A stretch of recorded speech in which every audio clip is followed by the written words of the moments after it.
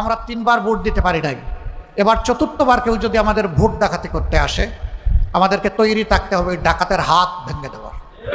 যে কোনো মূল্যে আগামী বিএনপি সরকার দুর্নীতির টুটি চেপে ধরবে। আপনাকে কে এই দায়িত্ব দিয়েছে? মনে রাখবেন, ক্ষমা বারবার পাবেন না। অপরাধ করে অতীতে ক্ষমা পেয়েছেন, আগামীতে সেই ক্ষমা করা হবে না। সেনা টহলে কাঁপছে দেশ, আমিরের হুঙ্কারে মাঠ ছাড়ছে বিএনপি। নির্বাচনের মাত্র কিছু ঘণ্টা বাকি। আজ সকাল থেকেই পুরো বাংলাদেশ এক অভূতপূর্ব পরিস্থিতির মধ্যে প্রবেশ করেছে। রাজপথে নেমেছে সেনাবাহিনী। দেশের প্রতিটি জেলা, প্রতিটি উপজেলায় এখন সামরিক টহল চলছে। আর এই দৃশ্য দেখে কাঁপছে রাজনৈতিক মহল। একদিকে ভোট কেন্দ্রে মোবাইল নিষিদ্ধের গোপন ছক ব্যর্থ হওয়ায় হতাশ তারেক রহমান, অন্যদিকে রাজপথে জামায়াত আমির ডাক্তার শফিকুর রহমানের বজ্রকঠিন হুঙ্কার। এই দুই ঘটনার সমন্বয়ে তৈরি হয়েছে এক নতুন রাজনৈতিক বাস্তবতা। আর সেই বাস্তবতায় এখন প্রশ্ন উঠছে, পরাজয় নিশ্চিত জেনে 12ই ফেব্রুয়ারির মাঠ ছাড়বে বিএনপি?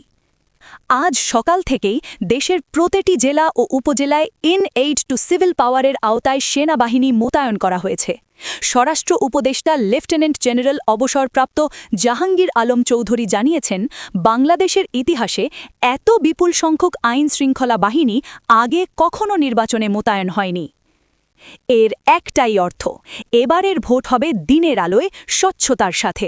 কারচুপি করার কোনো সুযোগ থাকছে না। যারা ভেবেছিল রাতের অন্ধকারে ব্যালট বাক্স ভর্তি করবে, যারা পরিকল্পনা করেছিল জাল ভোটার দিয়ে কেন্দ্র দখল করবে, তাদের সব স্বপ্ন এখন ভেঙে চুরমার। আর এটাই বিএনপির জন্য সবচেয়ে বড় আতঙ্কের কারণ। সেনাবাহিনী যেখানে টহল দিচ্ছে, সেখানে অন্যায় করার সাহস কারও নেই। গতকাল সারা দেশে ভাইরাল হওয়া একটি ইস্যু আজ বাস্তবতায় রূপ নিয়েছে। নির্বাচন কমিশন আগে ঘোষণা করেছিল যে ভোট কেন্দ্রের 400 গজের মধ্যে মোবাইল ফোন নিষিদ্ধ থাকবে। এই সিদ্ধান্তকে অনেকে তারেক রহমানের মোবাইল ষড়যন্ত্র বলে অভিহিত করেছিলেন, কারণ এর মাধ্যমে ভোট কেন্দ্রে স্বচ্ছতা নিশ্চিত করা কঠিন হয়ে যেত। কিন্তু জামায়াত আমির ডাক্তার শফিকুর রহমান এর বিরুদ্ধে কঠোর অবস্থান নেন। তিনি সরাসরি হুঁশিয়ারি দিয়ে বলেন, নিষেধাজ্ঞা বাতিল না হলে নির্বাচন কমিশন ঘেরাও হবে। এবং সেই হুঁশিয়ারির ফলাফল এসেছে আজ। ইসি সচিবালয় নিশ্চিত করেছে যে সাংবাদিক ও পোলিং এজেন্টদের জন্য এই বিধিনিষেধ শিথিল করা হচ্ছে। রাজনৈতিক বিশ্লেষকরা এটিকে আমিরের এক বিশাল রাজনৈতিক বিজয় হিসেবে দেখছেন। তিনি প্রমাণ করেছেন যে জনগণের স্বার্থে কথা বললে সরকারও নতি স্বীকার করতে বাধ্য হয়। তিনি প্রমাণ করেছেন যে হুঙ্কার দিলে পাহাড়ও নড়ে। আর এই বিজয়ের পর আমিরের অবস্থান আরও শক্তিশালী হয়েছে। তার প্রতিটি কথা এখন জনগণের কাছে বিশ্বাসযোগ্য। তার প্রতিটি পদক্ষেপ এখন সরকারের কাছে চ্যালেঞ্জ। ভোট কেন্দ্রে স্বচ্ছতা নিশ্চিত হওয়ায় বিএনপির নীতি নির্ধারকদের কপালে এখন চিন্তার ভাঁজ পড়েছে। ভেতরের খবর বলছে, দলের ভেতরে এখন হতাশার ছায়া। তারেক রহমান লন্ডন থেকে বারবার জয়ের দাবি করলেও মাঠ পর্যায়ের জরিপ বলছে সম্পূর্ণ ভিন্ন কথা। সেনাবাহিনী মোতায়েন হওয়ার পর বিএনপির সব পরিকল্পনা এখন ভেস্তে গেছে। তারা যে পদ্ধতিতে জিতবে ভেবেছিল, সেই পদ্ধতি এখন আর কার্যকর নয়। কারচুপির যে সব রাস্তা খোলা ছিল, সেগুলো এখন বন্ধ। রাজনৈতিক মহলে এখন এই গুঞ্জনেই সবচেয়ে বেশি শোনা যাচ্ছে, বিএনপি কি পরাজয়ের গ্লানি এড়াতে কারচুপির আগাম অভিযোগ তুলে 12ই ফেব্রুয়ারির আগেই মাঠ ছেড়ে দেবে? অনেক বিশ্লেষক মনে করছেন, বিএনপি ইতিমধ্যে বুঝে গেছে যে তারা হারতে যাচ্ছে, তাই তারা এখন থেকেই অজুহাত খুঁজছে। তারা বলছে নির্বাচন সুষ্ঠু হচ্ছে না, তারা বলছে তাদের সাথে অন্যায় হচ্ছে, তারা বলছে ভোট কারচুপি হচ্ছে। কিন্তু বাস্তবতা হলো, সেনাবাহিনী যেখানে টহল দিচ্ছে, সেখানে কারচুপি সম্ভব নয়।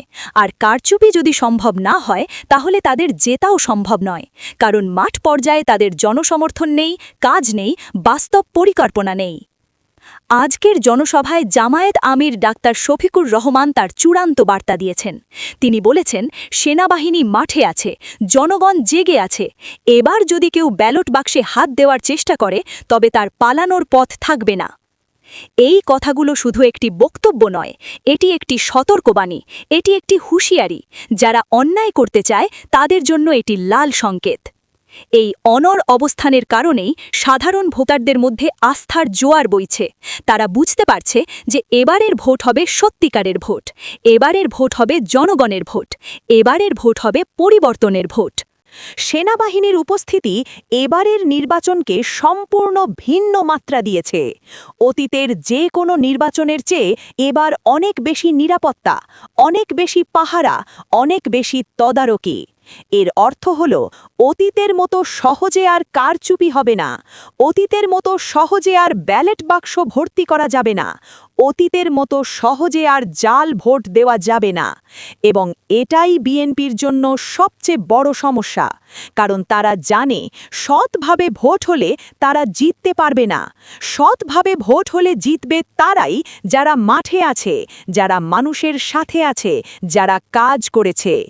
রাজনৈতিক বিশ্লেষকরা বলছেন তারেক রহমান হয়তো শেষ মুহূর্তে কিছু একটা করার চেষ্টা করতে পারেন, হয়তো নির্বাচন বয়কটের ঘোষণা দিতে পারেন, হয়তো ভোটের দিন সহিংসতা সৃষ্টির চেষ্টা করতে পারেন, হয়তো নির্বাচন বাতিলের দাবি তুলতে পারেন। কিন্তু প্রশ্ন হল, এসব করে তিনি কী লাভ করবেন? নির্বাচন বয়কট করলে জনগণ বুঝবে তিনি ভয় পেয়েছেন, সহিংসতা করলে সেনাবাহিনী তা দমন করবে, নির্বাচন বাতিলের দাবি করলে কেউ সেই দাবি শুনবে না। তাই তারেক রহমানের জন্য এখন খুব কঠিন সময়। লড়লে হারবেন, না লড়লেও হারবেন, এটাই এখন তার বাস্তবতা। 10ই ফেব্রুয়ারির এই সূর্যাস্ত বাংলাদেশের রাজনীতিতে এক নতুন ভোরের বার্তা দিচ্ছে। একদিকে সেনার বুট, অন্যদিকে আমিরের হুঙ্কার, এই দুইয়ে মিলে 12ই ফেব্রুয়ারির পথ পরিষ্কার হয়ে গেছে।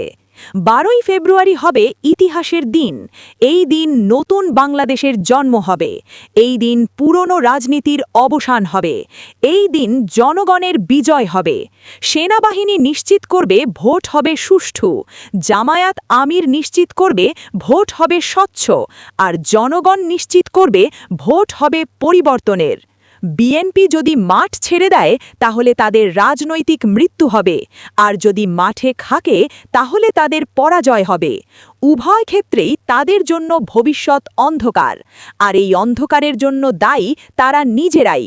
তারা জনগণকে ভুলে গিয়েছিল, তারা মাঠ ছেড়ে লন্ডনে বসেছিল, তারা কাজ করার বদলে শুধু কথা বলেছিল। এখন সেই মূল্য দিতে হচ্ছে। জনগণ এখন প্রত্যাশা করছে একটি সুষ্ঠু, নিরপেক্ষ এবং গ্রহণযোগ্য নির্বাচন। তারা চায় সেনাবাহিনী তাদের দায়িত্ব সঠিকভাবে পালন করুক। তারা চায় কোনো ধরনের কারচুপি যেন না হয়। তারা চায় 12ই ফেব্রুয়ারি এমন একটি নির্বাচন হোক যা ইতিহাসে স্মরণীয় হয়ে থাকবে, যে নির্বাচনে সত্যিকারের জনগণের প্রতিনিধি নির্বাচিত হবে, যে নির্বাচনে পরিবর্তনের হাওয়া বইবে। আর সেই পরিবর্তনের নেতৃত্বে রয়েছেন জামায়াত আমির ডাক্তার শফিকুর রহমান। তার হুঙ্কারে কাঁপছে দেশ, তার বার্তায় জাগছে জনগণ, তার নেতৃত্বে গড়ছে নতুন বাংলাদেশ। 12ই ফেব্রুয়ারি সেই নতুন বাংলাদেশের যাত্রা শুরু হবে। সেনার টহল আর আমিরের হুঙ্কার, এই দুইয়ে মিলে নিশ্চিত হবে স্বচ্ছ ভোট, সুষ্ঠু নির্বাচন আর জনগণের বিজয়।